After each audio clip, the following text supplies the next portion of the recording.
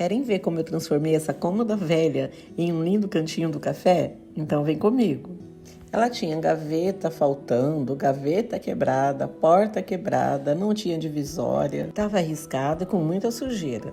E depois de uma semana olhando para ela, eu decidi que eu ia fazer um balcão para colocar no cantinho do café. Aí foi só tirar as gavetas e as partes que eu não ia usar. E vocês já pegaram algum móvel que não era parafusado? Esse daí. Só tinha preguinho e muita cola, gente. Foi muito difícil para tirar.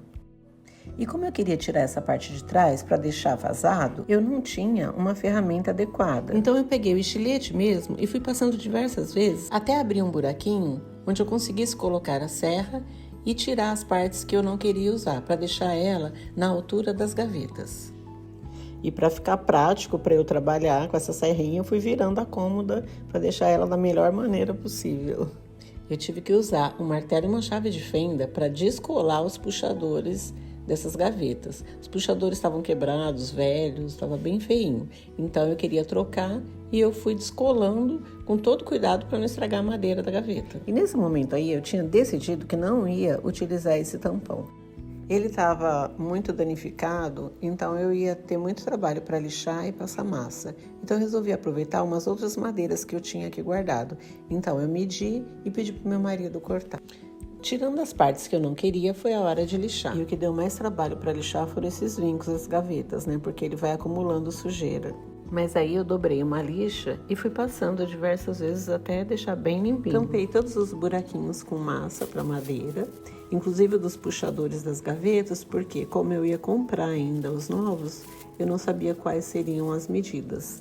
Então tampei e depois lixei para ficar bem lisinho. E como esse balcão ia ficar como uma ilha de cozinha, eu precisava que tanto a frente como a parte de trás ficasse bem acabadinho, porque ia ficar à vista. Então eu me lembrei dessas ripas que eu tinha trazido para casa. Eu peguei elas na rua, acho que fazia parte de um painel de TV. Aí foi só fazer as medidas certas e cortar.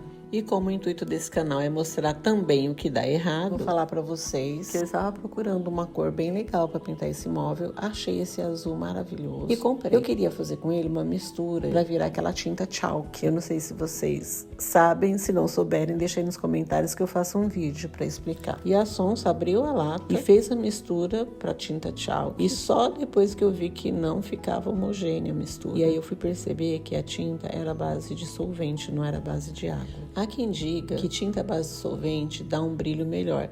Eu não vejo diferença. A tinta à base de água, sendo uma tinta de boa qualidade, ela fica com um brilho maravilhoso e eu acho que vale muito mais a pena, porque não tem cheiro forte, você não precisa ficar lavando os pincéis no thinner, é tudo na água mesmo, gente. Então, para quem tem alergia, às vezes o espaço é pequeno, tá pintando dentro de um apartamento, o ideal é usar tinta à base de água. Inclusive, eu deixo o link para vocês da tinta verde que eu utilizei no final do projeto, vocês vão ver a tonalidade. Ela é muito boa, vocês comprem dela que vale muito a pena, muito melhor do que essas tintas à base de solvente. Agora imaginem só ficar lixando esses vincos dessas madeirinhas. Como eu tinha uma lata de batida de pedra já há alguns anos, inclusive ela estava até corroída em cima, mas o produto ainda estava bom, então eu resolvi passar batida de pedra. Se você não conhece esse produto, deixa aí nos comentários que eu gravo um vídeo falando sobre ele. Então eu passei a batida de pedra em todos esses vãozinhos com pincel pequenininho e depois foi só pintar. E como esse foi o primeiro projeto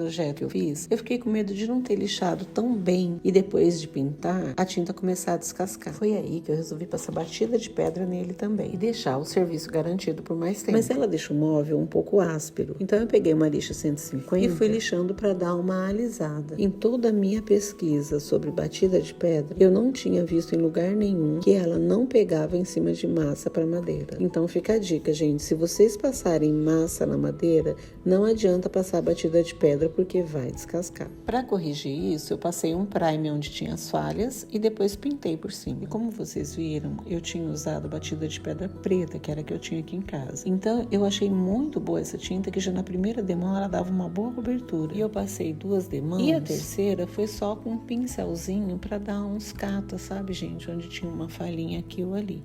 mas realmente essa tinta tem uma boa cobertura. Essas são as madeiras que a gente tinha aqui em casa. Meu marido fez os recortes, né, da base, porta, divisória e o tampão que eu tinha desfeito.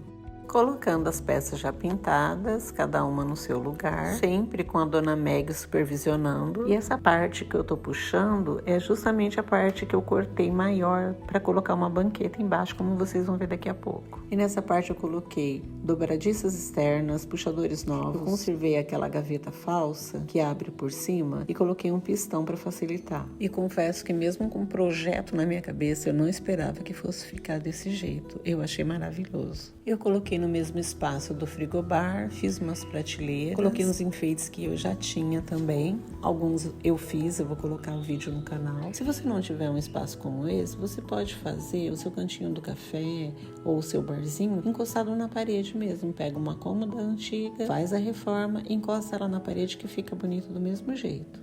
Essa é só uma ideia para você utilizar o que você tem em casa ou começar a olhar as caçambas com mais carinho, né, gente? Como eu faço. Se você gosta desse tipo de conteúdo, não esquece de deixar o like, comentar, compartilhar, para que eu possa trazer mais ideias como essa. Beijos e até a próxima semana!